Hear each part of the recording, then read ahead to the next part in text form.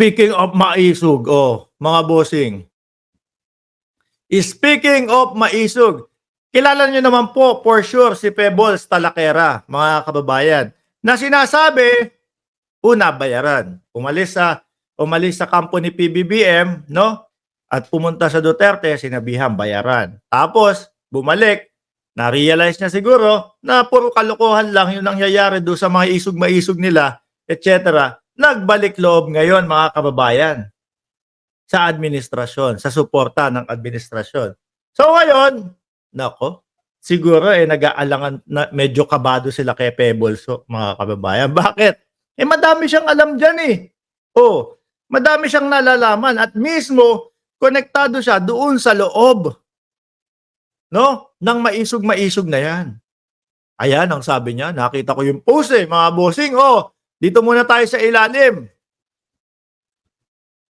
Pebbles Talakera, matagal na din akong walang post. Okay, sige. Question daw po, mga kababayan. No? What if hindi talaga nagtago sa labas si Kibuloy? Yung mga what if na mga ganyan, mga bossing, para sa akin, half meant true yan no? What if hindi talaga nagtago sa labas si Kibuloy? Which is, Ma'am Pebbles, Madam, alam naman po namin yan. Alam naman po namin na hindi talaga nagtago sa labas si Kibuloy. Kemik, alam niyo naman po. Ewan ko nga ba? No? Naturingan ang KOJC at naturingan na spiritual, etc. Pero ang daming kasinungalingan sinasabi. What if hindi talaga nagtago sa labas si Kibuloy at eme-eme lang na sumuko?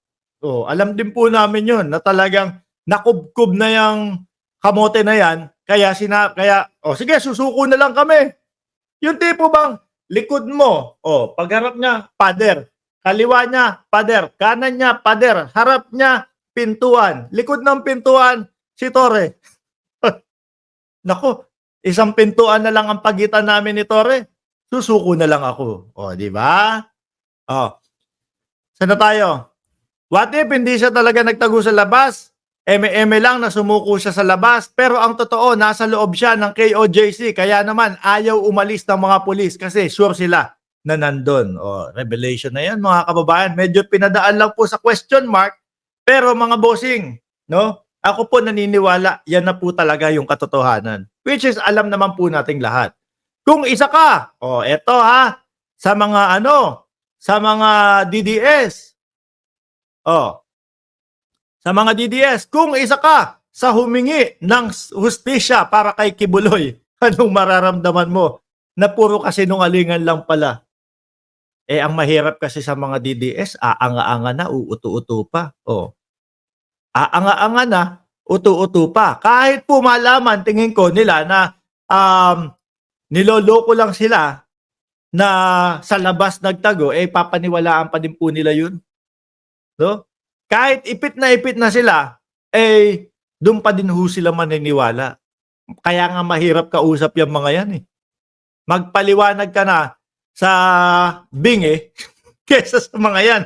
Yung bingi, kapag pinaliwanag mo sa kamay, sign language, mapapaniwala mo pa.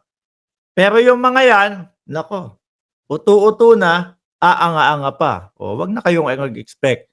So, pangalawang post naman niya, KOJC at maisog, may tampuhan. Na-vlog ko po to, mga kababayan. Siguro may mga 2 linggo na ang makalipas nung umpisa, no? Na bumaklas. Naku, pinapatakbo niyo ako ng party list. Ano naman party list ang natin? Ano naman party list ang tatakbo natin? Okay na tayo, vlogger na lang. Na-vlog natin yon, mga kababayan. Nasabi ko, umatras na ang KOJC sa maisog. Bakit kaya? Siguro kasi talagang nagtatampo yung mga yan. No? Ang pangako namin sa inyo. Si Kibuloy, hindi mahuhuli yan. Basta suportahan nyo ang aming maisog. No? Pabagsakin namin. Pabagsakin natin ang gobyerno. Diba? Pabagsakin natin ang gobyerno. Kaso po, mga kababayan, wala. Ang nangyari ho, mga bossing, sila ang bumagsak. Sila ang naubos, mga kababayan. O ikaw ba naman, binigay mo na yung mga sound system, binigyan mo pa sila ng mga background. Nandoon pa lahat nung nung 80% ng maisog. Yung mga KOJC na sasayaw-sayaw, nasaan ang bugas? Di ba?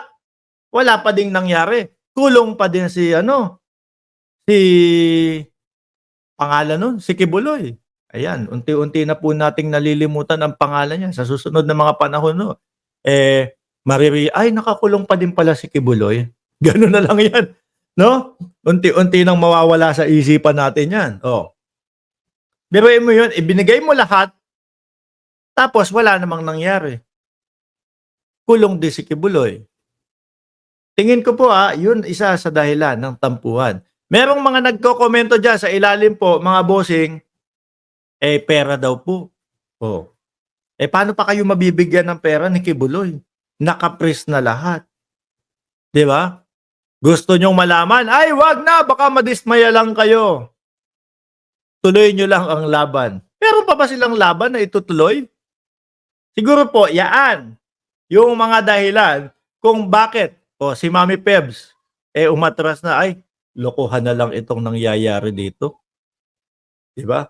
Wala nang nangyayari. Tapos sabayan nyo pa po. Sabayan pa nila yung mga mismong mga vlogger nila.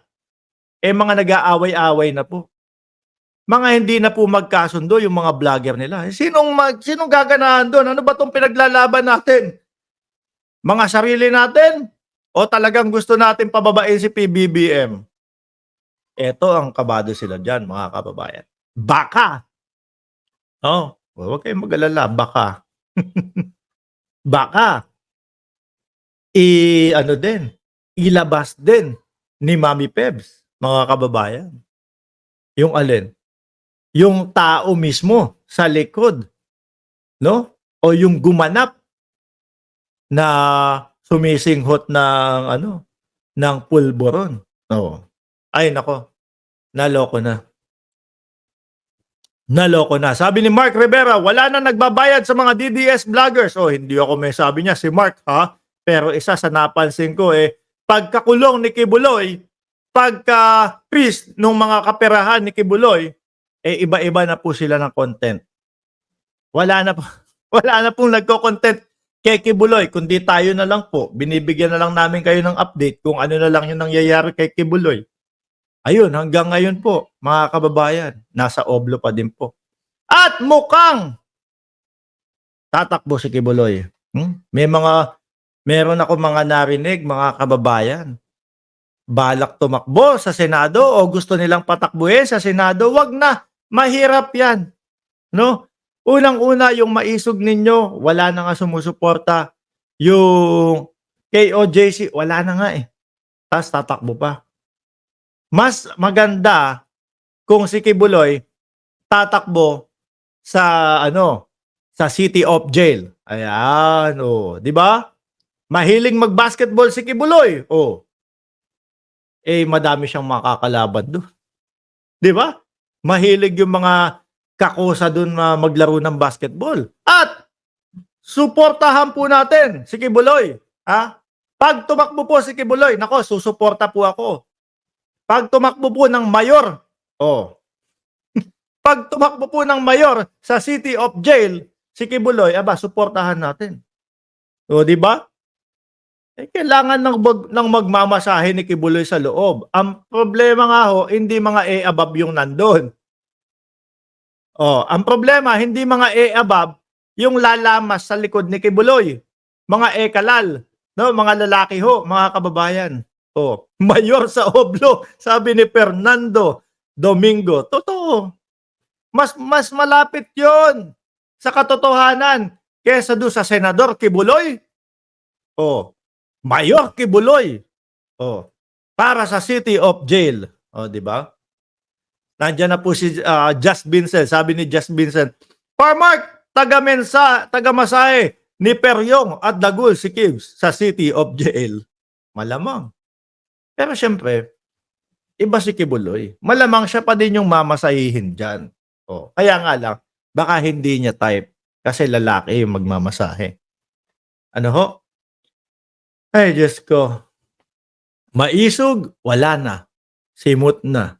Wala na sumusuporta. Ayan, tumawa na lang po si Aichang. Natawa na lang po. DDS, diet supporters. No budget na. Oh, alaws na.